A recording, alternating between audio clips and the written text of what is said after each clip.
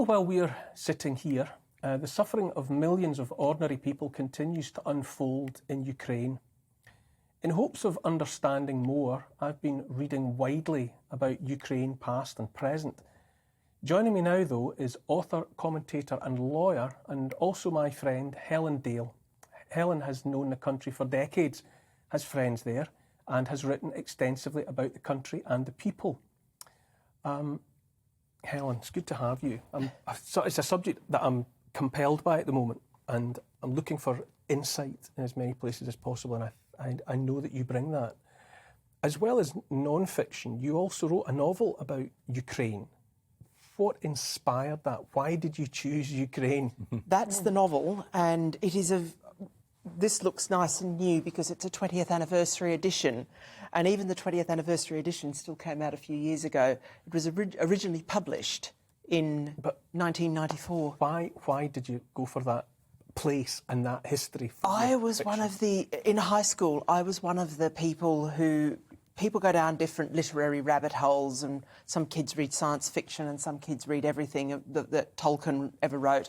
I went down the Russians rabbit hole. So starting from the age of about 12, I was reading Solzhenitsyn and Dostoevsky and Tolstoy and that kind of thing. And then you read all the Russians, and then you start branching out into the other parts of Russian language or related language literature. So you start reading Nikolai Gogol, and you start reading Taras Shevchenko, and Gogol is a Ukrainian who wrote in Russian, Taras Shevchenko is a Ukrainian who wrote in Ukrainian, and then you start getting modern authors like Mikhail Bulgakov, who drew on Ukrainian myth but wrote in Russian. So gravitational pools. It was just getting totally taken by a country and a civilization's literature, basically. And what was it that you wanted to say about Ukraine that you sought to express? Well, in the hand that signed the paper, I wanted to get across to people that if there was a country on earth that deserved a chance at a better life, it was Ukraine.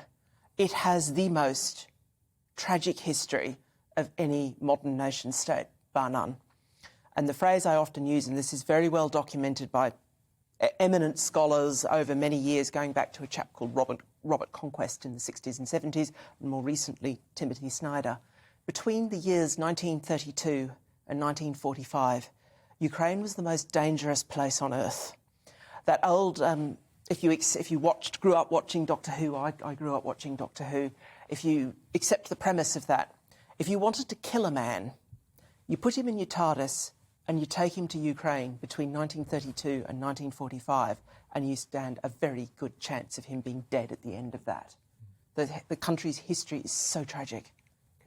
And to me, that's something that's profoundly necessary to understand, because I think a lot of us, when an event erupts, war in Ukraine, it's as though the place has appeared on the map of the world through a trapdoor. Yes. And you start making judgments about it, from the get-go. Yes. And without looking back and understanding the past, is there not little hope of making sense of what has happened? Of what has happened now. Because the big thing, the sort of debate that we're all seeing, and what we're seeing from Putin and from Russian enablers, and then the response from Ukrainians, is, first of all, you see from Putin, it's a country full of neo-Nazis, or Nazis. He doesn't even bother with the neo prefix, he just calls them Nazis. And the reason that has resonance for Russians is, and I discuss this in the book and also in the piece of journalism of mine that you very kindly retweeted that was published on Wednesday for Law and Liberty, an American magazine, is at the beginning of the Second World War, or in 1941, when the Germans invaded Operation Barbarossa, there were large numbers of Ukrainian collaborators, and they took two forms. They were the standard military collaborators, they were fighting against communism, but they were also overrepresented among perpetrators of the Holocaust. And so Putin is playing on that, but he's also deliberately obscuring that the reason why Ukrainians did those two things, it was very much a case of any port in a storm, because less than 10 years earlier, between 1932 and 1933, Stalin deliberately starved the Ukraine in the sense of forced famine. And the way it worked was literally exporting all the food out of the country to get hard currency. Sound familiar, anyone? In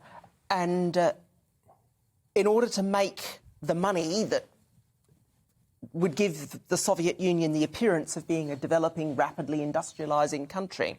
In 1933, and this is when the famine reached its apogee, or nadir, the seed grain was sold.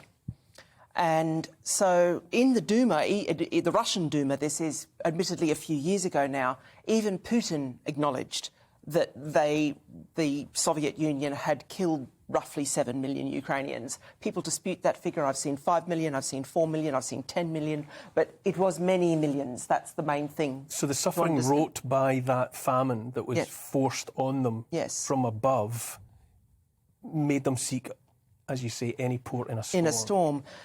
And can I just ask something as well? But wasn't that across the whole of Russia?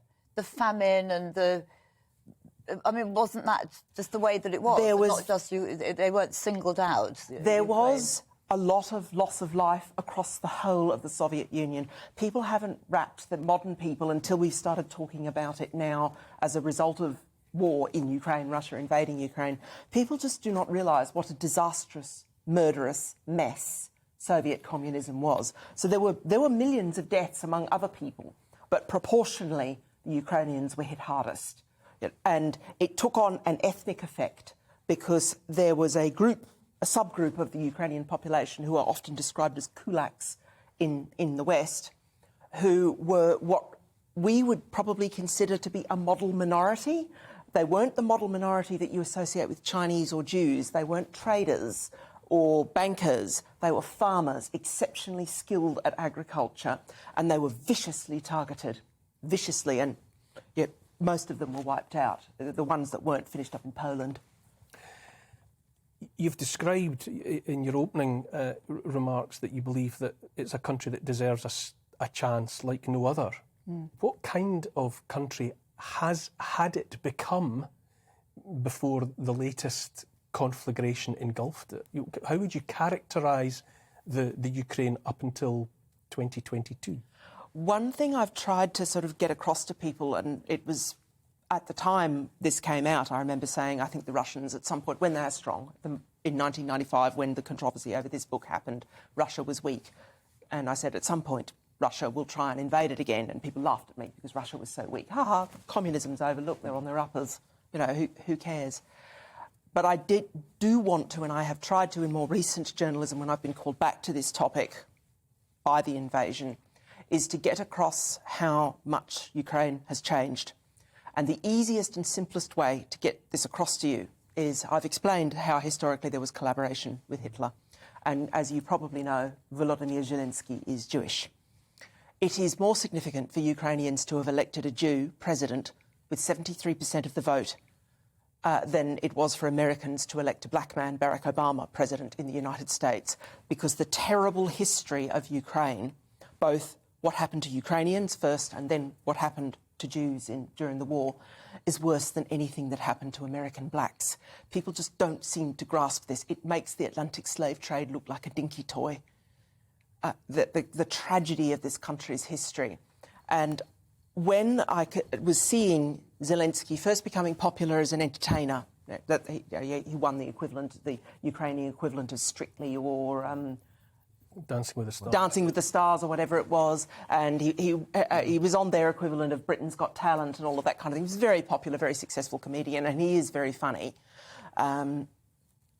When he was starting to sort of go into politics, I thought this will be very interesting because although it was on a lesser scale, partly because it was a smaller country and partly because there were stronger Western norms in the western part of the country, the bit that used to be part of the old Austro-Hungarian Empire and the Polish-Lithuanian Commonwealth, they had corruption, they had bought governments. Yushchenko was basically a Moscow-bought government, and then he was overthrown, and whilst Petro Poroshenko was elected fair and square, he didn't clean up the corruption. There was still serious social problems there. And then to see this Jewish comedian who does not look like the stereotype, particularly of Western Ukrainians, Nazis ran on that stereotype, they're tall and fair and good-looking and that kind of thing, as we've all seen on our television screens now. This person from this background, I thought, if he gets elected, then you know that Ukraine is on that threshold that we associate with true democratic modernity, which in this country was achieved in the 19th century. In the piece that you've mentioned, that's in Law and Liberty, you lay some blame at successive US administrations that you allege that Ukraine was ill-served. Yes, it was. There were two things going on. Russia sees Ukraine as part of Russia, and the easiest analogy I can draw, it is like China with Tibet or Taiwan. They see it as always having been part of the country. There are sort of details in there that I can go into, but it's not worth covering them here. Can I just interrupt again? Sorry, I'm fascinated by this. But they are very Russian. I mean, 50%, well, most of the Crimea and the eastern side are Russian-speaking, and a huge number of people in Ukraine are Russian-speaking. So particularly in East Ukraine. Yeah, particularly in the east, but also in Ukraine now, where we're the main Ukraine. So it's a weird thing, because don't they themselves think sort of like half of them are the west and half of them are the east? So they are Russian very much in the heart.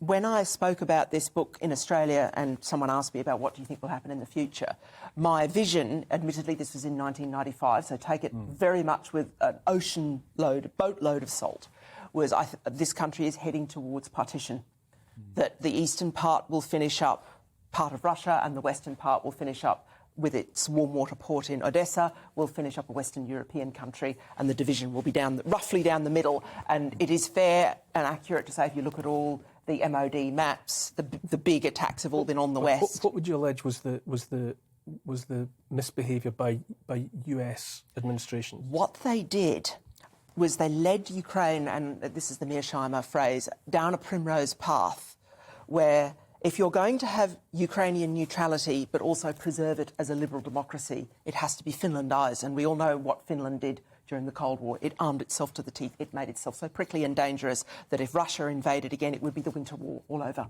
in 1939-40, where the Russians absolutely got their noses bloodied by the Finns. So you either had to do that and not have Ukraine in NATO, or you had to have them in NATO and just cop the rot from Russia, because going back years, Putin has been saying red line is membership of NATO. But they did neither. But they did neither. Everything was done very badly and very sloppily. The worst offender, I'm afraid, was Obama, where he kept saying, oh, membership of NATO, membership of NATO. Can I just ask again, sorry, because I'm reading so much, my head's actually in a spin, and I've even started reading Lenin, for God's sake. No, seriously, I've got to get my head round this. But they didn't want originally to go into NATO, is that right? And it's very difficult. But it was part of the agreement that they weren't allowed to, because that was the Minsk agreement, yes. Exactly. Yes. So my understanding was they didn't want to, in any case, to begin with. That was part of the Minsk agreement, in any case, that they couldn't come up to the border so close to Russia. But now they're asking to, but of course NATO is saying that they can't. So can you kind of like clear up that kind of like little muddle? Well, no, the muddle exists because you had successive US administrations from different parties making different decisions and saying different things, where one possibility was Minsk, no membership of NATO, we just need to arm you, and that was put about by various people. Bush the lesser, I call it in my piece. But then you have Obama saying, oh, no, maybe NATO membership is an option. So, in a sense, Ukraine was made a victim of our democracy, well, not our, because it's obviously we're the United Kingdom, but the US's democracy and governments changing colour and then coming up with different policies towards this third. But what about the Minsk agreement? Because that you can't just tear it up. That was actually something to really kind of protect everyone. So, well, the problem is everyone has torn all those early agreements up because Ukraine gave up its nuclear weapons and Russia guaranteed its territorial integrity, including at that point Crimea and Luhansk and Donetsk. So this is what I try to. The Law and Liberty piece, which Neil has very kindly retweeted, goes into some of this history and provides lots of links and tries to explain these backgrounds as clearly as I can. And that is where, when people talk about Western culpability, particularly Mearsheimer, who's a very eminent international relations scholar, he has a point. There are areas where I disagree with some of his assessments, but he does have a point about if you're going to have a policy with third countries, with international relations, you need to have consistency and you need to stick to it. And that just didn't happen.